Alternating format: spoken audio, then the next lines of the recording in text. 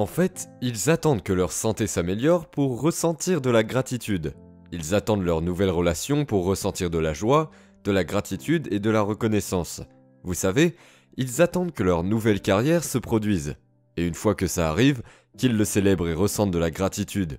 Si vous croyez que vos pensées et vos sentiments produisent un effet dans votre vie et que vous vivez dans le manque chaque jour en attendant que cela se produise, vous êtes séparé de l'expérience, n'est-ce pas ? Donc si vous pensez à la signature émotionnelle de la gratitude lorsque vous recevez quelque chose que vous aimez, c'est agréable.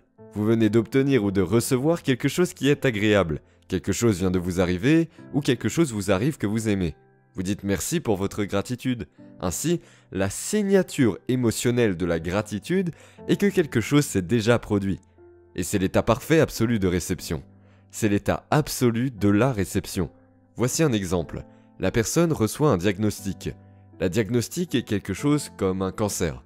Dès qu'elle entend ce mot, elle a peur. Elle sent que cela change son état interne et elle prête attention à ce que dit le médecin. Ils prennent un instantané et créent ce souvenir. Ils se souviennent du moment où le docteur a dit ça. Alors maintenant, ils ont peur. Ils ont peur et ils vont penser positivement ou ils disent « je vais battre cette chose ». S'ils ont peur, ils ne peuvent qu'accepter, croire et s'abandonner aux pensées qui correspondent à leur état émotionnel. Les pensées de peur seront les seules à se rendre jusqu'ici. Maintenant, si la personne change la peur en gratitude, par exemple, et qu'elle commence vraiment à entraîner son cœur, nous pouvons mesurer quand une personne ressent de la gratitude. On regarde ce qu'il se passe au niveau du cœur. Le cœur se régule et commence à battre de manière plus cohérente et commence à augmenter l'énergie vers le cerveau et commence à créer un champ ambiant autour du corps. C'est quand votre cœur commence à travailler pour vous.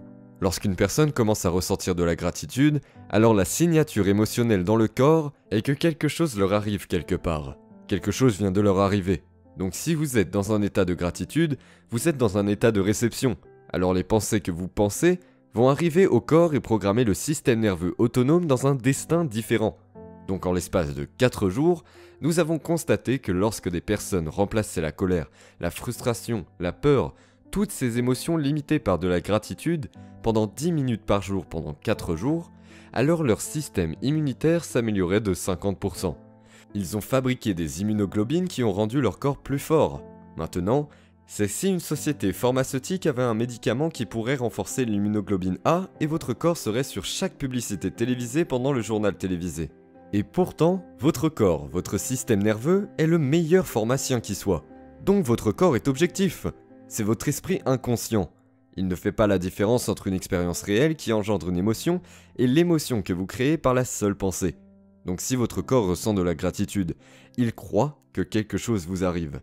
Donc au début, vous vous dites « je vais essayer la gratitude ». Et puis vous vous dites « c'est vraiment bizarre. Pourquoi est-ce que je ressentirais de la gratitude jusqu'à ce que ça arrive ?» Eh bien, parce que vous avez été lentement hypnotisé, puis programmé de cette façon. Mais si vous changez ça autour de vous, le moment où vous ressentez de la gratitude, votre guérison commence. Dès le moment où vous ressentez de la gratitude pour votre vie va changer. Maintenant, vous provoquez un effet. Donc nous devons embrasser l'émotion avant qu'elle ne se produise. Mais pourquoi ? Eh bien, disons que vous venez de faire une grande méditation. Votre cœur s'est ouvert et vous vous sentez reconnaissant pour la vie ou vous êtes connecté aux émotions de votre nouvelle carrière, votre nouveau travail, votre nouvelle vie.